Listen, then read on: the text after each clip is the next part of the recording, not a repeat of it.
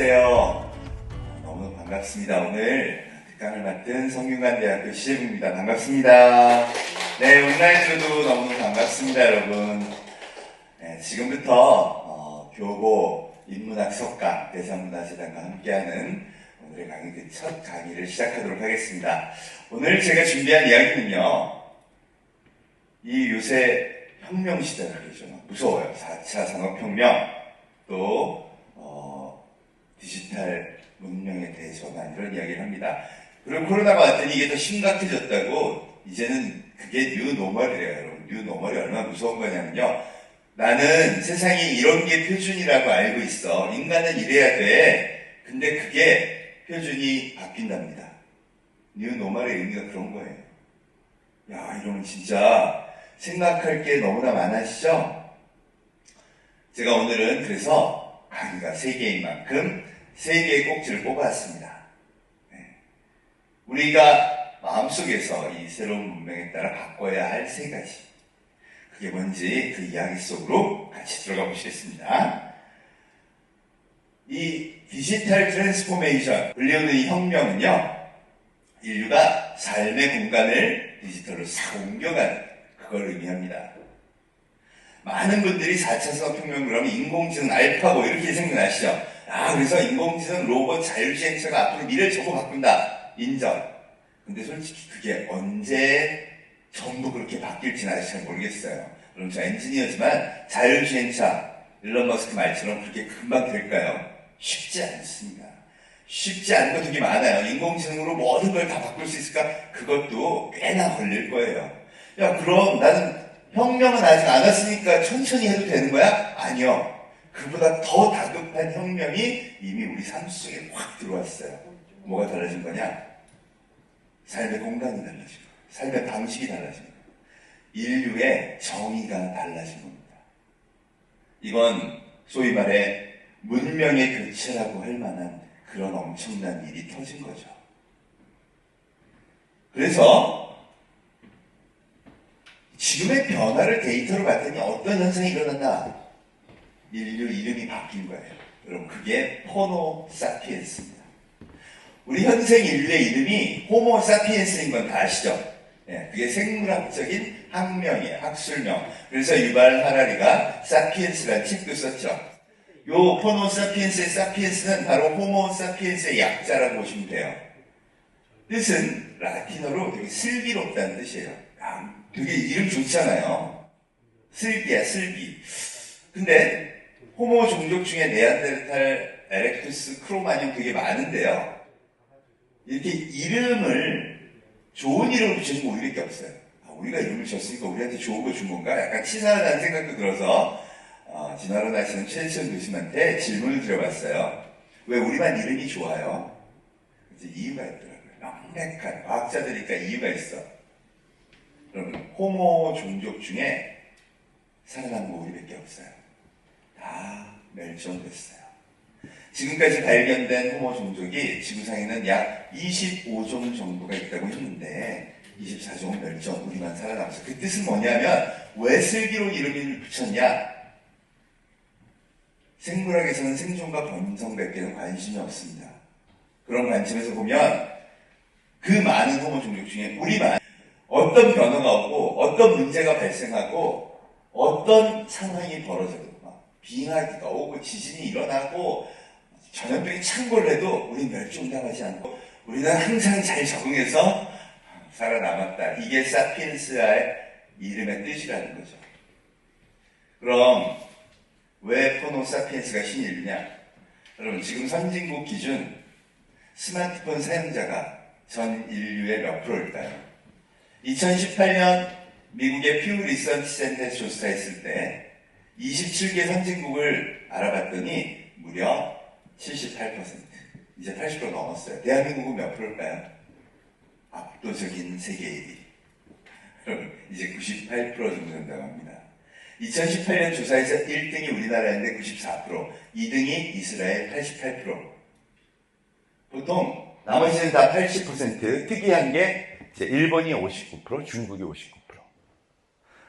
아무튼 시키지도 않았는데 스마트폰 문화가 시작된 지 불과 십수년 만에 인류는 80% 이상이 야 이게 생존에 유리해 그리고 선택해버린 거예요.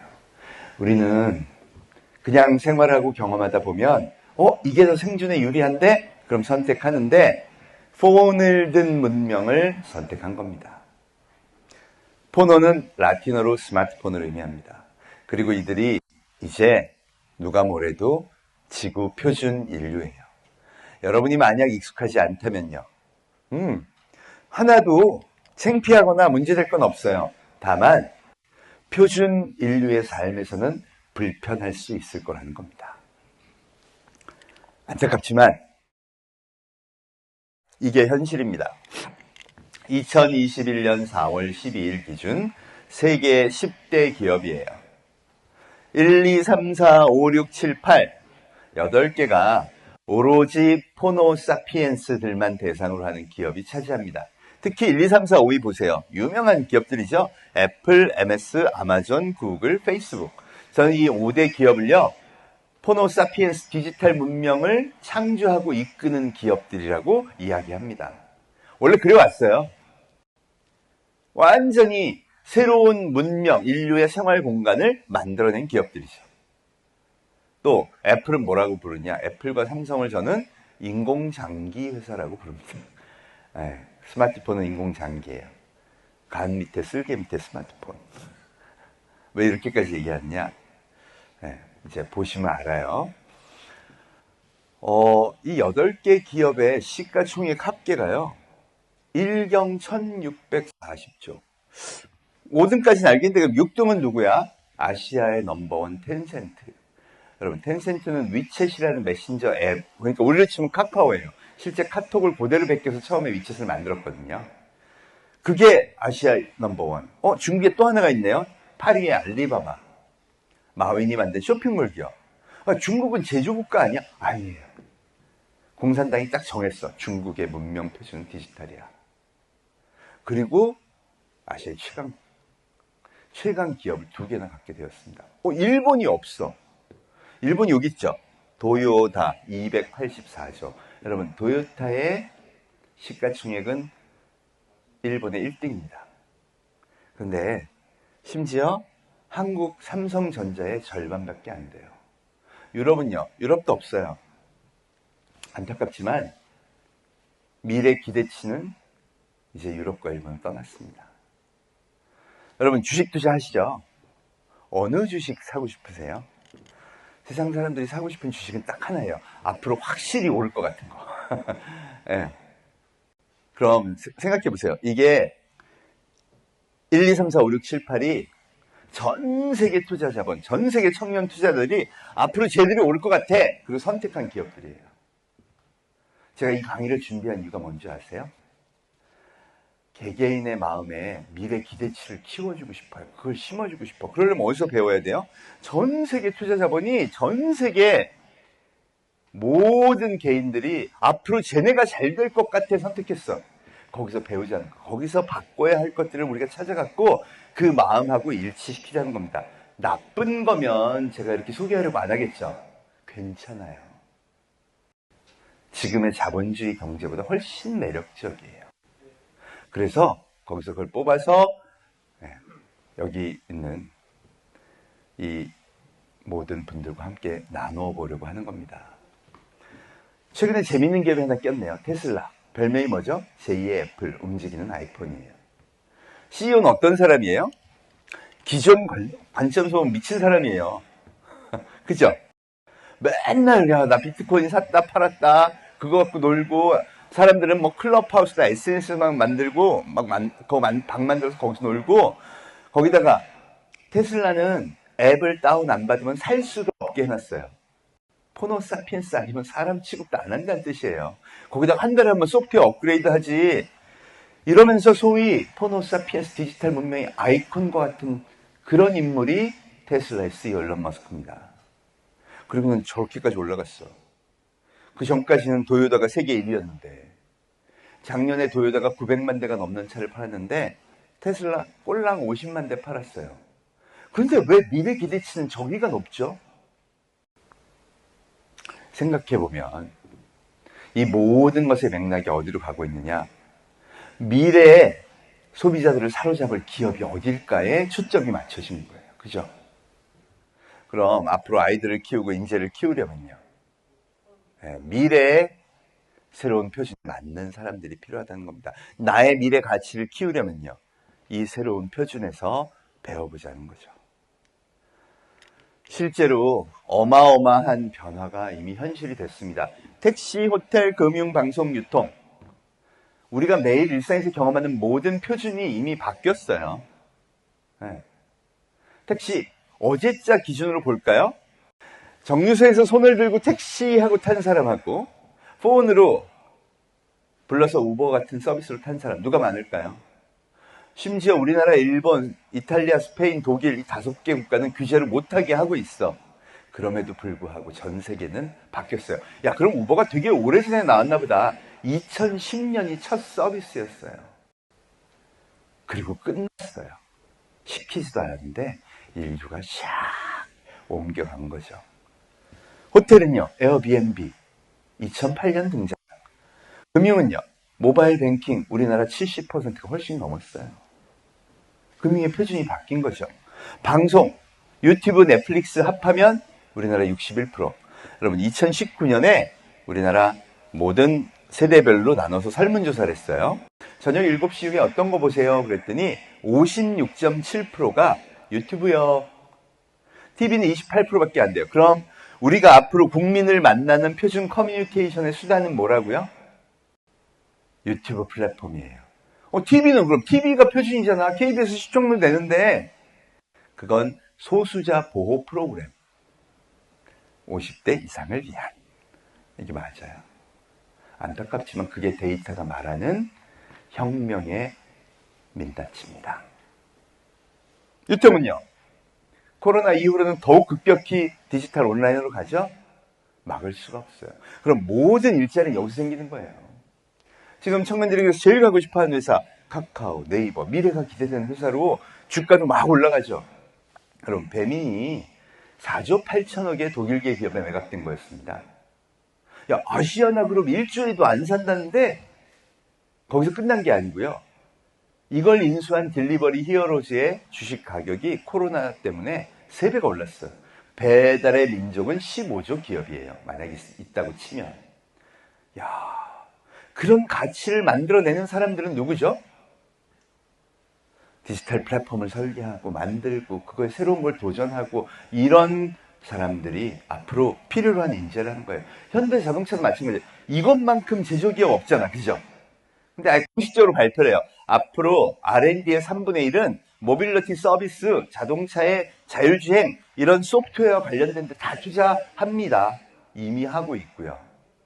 왜? 테슬라가 그렇게 가니까 이 모든 현상의 중심을 딱 보면요. 디지털 문명의 표준이 되었구나. 자, 그럼 원인을 살펴볼까요? 도대체 이런 현상이 왜 일어나는 걸까? 이게 문제는요. 너무나도 자연스럽다는 겁니다. 자크 아탈리라는 프랑스의 미래학자가요. 음악 소비 변화를 보면 미래를 예측할 수 있다 그랬어요. 30년 동안 기가 막히게 맞춰왔습니다. 그 원인은 이거예요. 인간한테 가장 오래된 소비자이자 욕망이 춤과 노래입니다. 그죠? 그래서 우리 내부적으로요. 음악을 이렇게 들으니까 참 좋아. 그럼 아탈리의 이론에 따르면 음악이 이렇게 하니까 되게 좋네? 그럼 다른 거는 안 돼? 인간이 이렇게 욕망한다는 거예요. 따라서 그거에 따라 음악의 소비 방식 변화에 따라 생활의 방식이 변화한다. 이렇게 예측하는 겁니다. 이것도 진화론에 근거한 거죠. 자, 그럼 요즘 디지털 네이티브들, 호모 사피엔스들은 음악을 어떻게 듣나 생물학적으로 한번 관찰해 볼게요. 여러분, 음악이 듣고 싶다가 뇌에서 발생하면요. 폰이 저절로 열리죠. 이 과정에서 무언가 생각이 크게 필요가 없습니다. 제가 왜 스마트폰을 인공장기라고 부르냐면요. 뇌와의 연결성 때문이에요. 적어도 디지털 네이티브라고 하는 친구들은 그냥 열려요. 그리고 뇌에서 욕망이 발생한 지 불과 1초 만에 음악이 나옵니다. 그럼 뇌는 뭐만 기억하느냐? 내가 욕망이 발생했는데 1초도 안 돼서 내가 원하는 음악이 나왔어. 그럼 도파민이라는 호르몬이 샥 분비돼요. 이 프로세스만 계속 기억해요. 그럼 DNA가 속삭입니다. 야, 이게 네 생존에 유리해. 너는 이제 일로 옮겨가야 해. 가만히 있어봐. 치킨도 한번 해볼게. 치킨이 먹고 싶다가 발생하면 누르면 좀 이따 띵동. 와, 이거 괜찮네. 느끼면 옮겨갑니다. 데이터를 그럼 한번 다시 볼까요? 왜 대한민국 국민 70%가 은행에 안 가고 모바일 뱅킹을 할까요? 종이 울린 거예요. DNA의 속삭임이 너는 이제 너의 생존의 확률을 높이기 위해 은행에 가지 말고 모바일 뱅킹을 써. 왜 대한민국 국민 72%가 아니 TV가 그렇게 좋다 그러고 정제된 컨텐츠라 그러고 거긴 거짓말이 없다는데 왜 굳이 안 보고 매일 유튜브에서 넷플릭스에서 내가 원하는 영상만 쫙 골라볼까요? 경험했더니 이게 내 생존에 높다고 선택해서 옮겨간 거예요. 왜 배달을 시켜 먹을까요? 옮겨간 거예요. DNA의 속삭임에 따라. 이건 절대 되돌릴 수 없는 것이기도 하죠. 그래서 맨 처음 해야 되는 게 디지털 트랜스포메이션은 남의 일이 아니에요. 회사건 학교건 어디서건 간에 집에 가정에서도 마찬가지입니다. 디지털이 표준이에요. 표준이라는 뜻은 초등학생부터 중학생 사이에 우리 사회는 이런 사회라고 가르쳐야 한다는 거죠. 여러분, 지금 이 사회에서 은행을 초등학생들한테 어떻게 가르쳐야 되겠습니까? 은행은 지점이 있는 거야. 은행에는 신분증과 도장을 가지고 가서 통장이라는 걸 만드는 거야. 여러분, 서비스 안 해요. 그거 돈 줘야 해줍니다. 이렇게 가르칠 수 없어요. 왜? 소수자 보호 프로그램이거든요. 지금 은행 지점에서 전체 은행 업무 처리하는 게 몇 프로인지 아세요? 작년부로 7%로 떨어졌습니다. 그럼 그게 표준이라고 교과서에 가르칠 수 없잖아요. 자, 그럼 여기서부터 갈등이 생깁니다. 애들한테 디지털 뱅킹에 이 은행의 실존을 어떻게 만지지도 못하는데 가르치죠? 그죠? 여러분, 은행 스마트폰 뱅킹 존재해요? 카카오뱅크 존재하나요? 가상의 세계 존재하죠? 그러니 이 아이들한테 앞으로 가르칠 때는 세계는 어떤 세계다? 디지털과 현실이 혼재된 메타버스라는 요새 새로 나온 이 혼재된 새로운 초월적 세계관이 당연히 표준이라고 가르쳐야 하는 겁니다.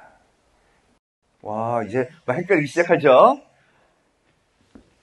달라져야 돼요. 우리나라의 지금 가장 큰 문제점은 뭘까요? 여러분, 어른들이 세상을 이게 올바르다라고 판단하고 있어요. 대표적인 게 이제 국회의원, 입법기관이죠. 평균 나이 58세. 이들이 금융의 법을 만드는 과정을 한번 볼까요? 다들 모여서요. 야, 어느 게 표준이라고 생각해? 아유, 당연히 지금까지 하는 게 표준이지. 그래? 그럼 우리 표준을 놔두고 요즘 디지털들을 많이 쓴다는데 규제를 완화해 볼까? 여러분, 국민 70%는 디지털 뱅킹하고 있는데. 왜 그런가를 들여다봤어요. 국회의원 평균 나이가 58세인데 2018년에 한국은행에서 조사를 했습니다. 20대, 30대, 40대, 50대 모바일 뱅킹 얼마나 쓰세요? 그랬더니 국민 평균은 68%, 50대가 50.5%, 60대 18%, 70대 7%예요. 그럼 국회의원들은 다 누가 결정해요? 법을 만들 때? 자기들끼리 50대, 60대, 그죠? 거기다가 리더는 나이가 더 많어. 그럼 10명이 모였어, 국회의원이. 그랬더니 너희 모바일 뱅킹 하는 사람 있어? 어우, 그런 위험한 걸 왜 해요? 3명밖에 안 해. 그래, 그러니까 야, 너희들이 얘기를 하니까 내가 규제를 좀 풀어줄까 생각을 한다. 이렇게 될 거 아니에요. 그게 아니라니까. 국민의 대표는 뭘 봐야 된다? 데이터로 표준을 판단해야 하는 거예요. 그럼 이미 문명의 표준은 디지털이에요. 이게 우리가 바꿔야 하는 이유라는 겁니다. 그러면서 등장하는 게 있어요. 빅데이터. 여러분 맨날 이렇게 버튼 막 누르시죠, 스마트폰. 하루 수백 번 눌러요. 기억은 안 나죠, 뭐 눌렀는지. 재밌는 건 뭐냐? 뇌가 명령하지 않은 걸 누른 건 한 건도 없어요. 다 뇌가 속삭여서 누르는 거야. 야, 너 뭐 보고 싶어? 뭐 하고 싶어? 뭐 사고 싶어? 그래서 데이터를 뭐라고 부르냐면 욕망의 흔적이라고 불러요. 그러니까 욕망의 흔적을 분석하면요. 오, 이 사람은 이런 거 좋아하네? 저 사람은 저런 거 좋아하네? 옛날에는요. 어느 가게 사장님도 마찬가지야. 단골 얼굴 기억했다가 야, 이 사장님은 이거 좋아하지. 그러고 이렇게 하잖아요. 똑같아. 그렇게 하면 장사를 잘한다. 과거에는 그걸 예측하거나 기억하거나 사람한테 의존하거나 하는 방법밖에 없었지만 이제는 누가? 데이터가 분석을 해줘요. 그것도 100만 명을 다 각각 맞춤형으로. 와, 그럼 해피하죠? 그래서 빅데이터 분석이라는 게 사실은 고객이 원하는 걸 찾아내는 작업이라고 보면 돼요. 그래서 많은 플랫폼들이 이걸 써봤더니 야, 유튜브도 그렇고 넷플릭스도 그렇고 저거 써서 분석했더니 고객이 되게 좋아하더라. 고객이 점점 좋아하네? 학습을 시켜. 데이터가 많으니까. 그럼 알파고도 계속 학습을 통해서 답을 찾아내는 과정이죠. 사실 인공지능이 어려운 게 아니라요. 이렇게 생각하시면 돼요. 데이터가 많으면 A는 이거 좋아하고 B는 이거 좋아하는데 C는 어떤 거 좋아할까? 이게 방정식이잖아요. A 데이터가 되게 많고 B 데이터가 되게 많으면 C는 이걸 좋아해요. 봐도 알파고가 수를 찾아내듯 그런 답을 찾아내는 거예요.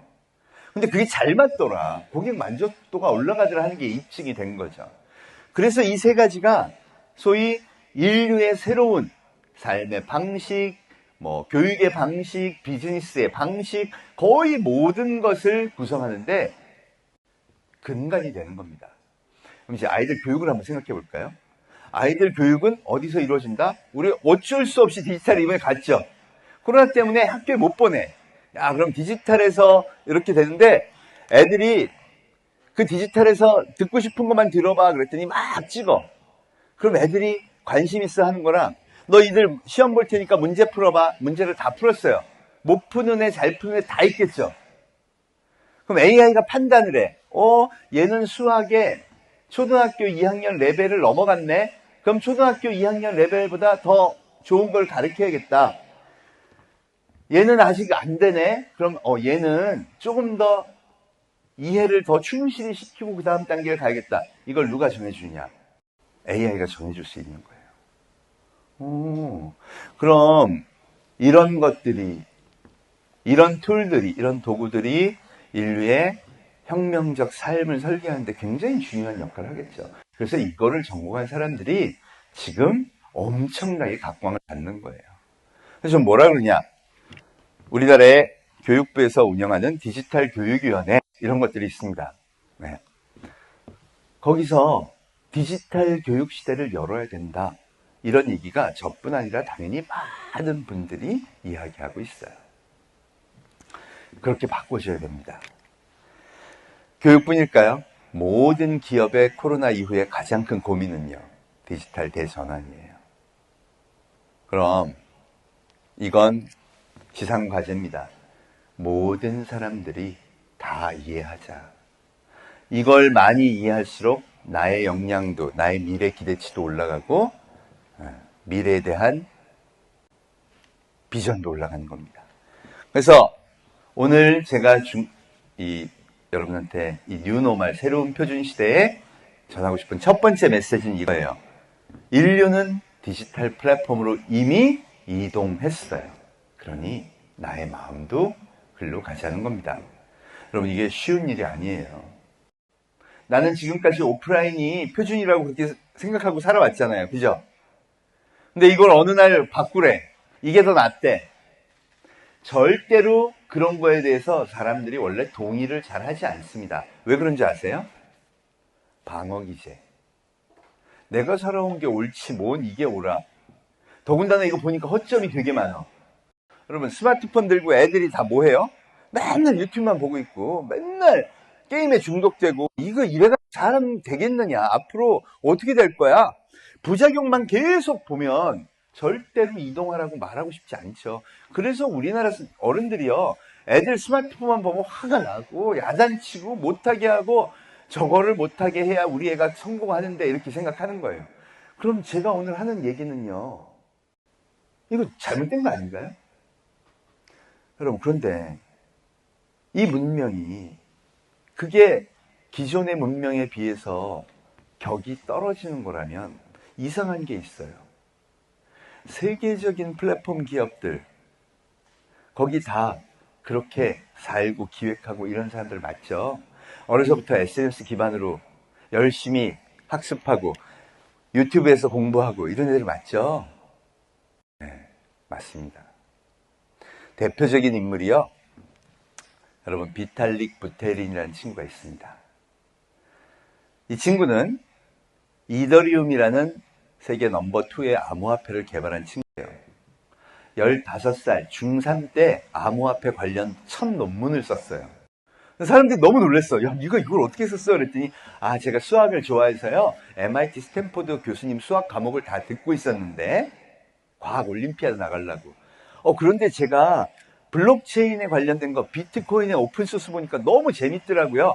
그래서 그걸 조금 바꿔보자고 중3 때 논문을 썼대요. 그리고 고등학교 2학년 17살 때 비트코인 매거진의 공동 편집장이 됩니다. 그리고 대학교 1학년 19살 때 이더리움을 출시하죠. 그리고 정확히 1년 만에 조 단위의 돈을 벌어요. 그럼 이 친구가 1995년생입니다. 돌연변이 맞죠? 그럼 학습 방법은요? 아무도 가르쳐준 적이 없어요. 그죠? 어떻게 했어요, 이 친구? 물어보니까, 커뮤니티 가면요, 비트코인, 블록체인에 관련된 형들이 많이 있었어요. 그 형들이, 야, 이거 갖고 공부하면 돼. 거기다가 나는 수학 잘 모르겠는 건 MIT 스탠포드 교수님 강의를 다 듣고 내 스스로 학습하는 게 너무 즐거웠어요. 여러분, 거기다가 인맥이 어떻게 될까요? 애들이 기특하니까 요새 오픈소스라고 들어보셨죠? 그 커뮤니티에서는, 야, 얘 기특하면 여러 가지로 다 알려줍니다. 그러니 빠르게 습득하고 빠르게 학습해서 새로운 것을 창조해내는 능력이 기존의 인류보다 훨씬 뛰어나게 되는 거예요. 우리가 이런 달라진 신인류에 대한 리스펙트가 없으면 절대 내 마음의 표준이 이동하지 않아요. 주변에 한번 보십시오. 초등학생들이 인공지능 프로그래밍을 하고요, 이 모든 플랫폼을 개발한 친구들 전부 오픈소스 기반으로 합니다. 네이버에 최연소 임원됐다는 분 개발자도요, 대학을 졸업하지 않았어요. 테슬라의 CEO 일론 머스크가 뭐라 그러냐, 세계적인 우리 회사 테슬라에 오는데 대학 졸업장이 필요하지 않다고 이야기해요. 그럼 뭐가 필요할까요? 너한테 필요한 건 이 디지털 문명에 빨대를 꽂고 지식을 흡수해서 새로운 걸 뜨겁게 열정적으로 창조하는 그 능력이야. 이 심리학자인 우리 김정은 교수님이요, 인간의 창조의 과정은 편집이다, 그런 얘기를 하셨습니다. 에디톨로지라는 책을 쓰셨죠. 지식을 흡수한 다음 그거로부터 새로운 아이디어, 상상력을 추가해서 막 편집해서 새로운 걸 창조해내는 게 인간의 독특한 영역이다, 이렇게 정의를 합니다. 그럼 생각해 보세요. 제가 뭘 배우려면요, 교보문고 가서 책을 사요.